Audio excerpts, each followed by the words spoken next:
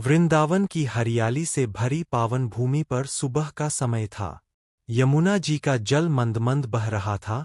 चारों ओर कदम्ब के वृक्ष लहलहा रहे थे। पक्षियों का मधुर कलरव वातावरण को और भी पवित्र बना रहा था।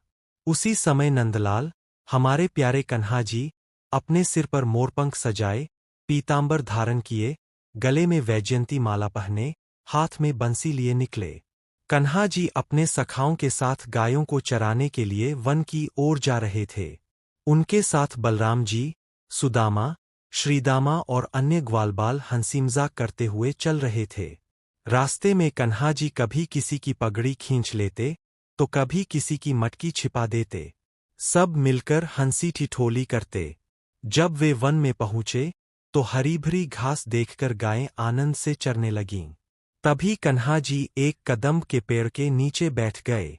उन्होंने अपनी मधुर बंसी होठों से लगाई और धीरे धीरे एक दिव्य धुन छेड़ दी। जैसे ही बंसी की तान गूंजी, पूरा वातावरण मानो थम सा गया। गायें चरना भूलकर उसी दिशा में देखने लगीं।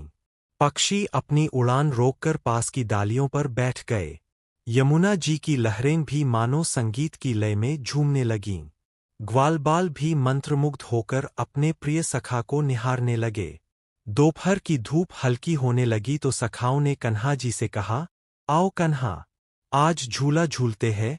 कदम्ब के मजबूत पेड़ पर सुंदर सा झूला बांधा गया। कन्हा जी झूले पर बैठे और सखाओं ने झूला झुलाना शुरू किया। झूला आगे पीछे हिलता और कन्हा जी की हंसी से पूरा वन गूंज उठता।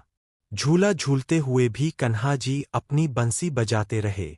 उनकी धुन इतनी मधुर थी कि दूर गांव की गोपियां भी उस स्वर को सुनकर खिंची चली आईं। सबके हृदय प्रेम और भक्ति से भर गए। सांझ होने लगी।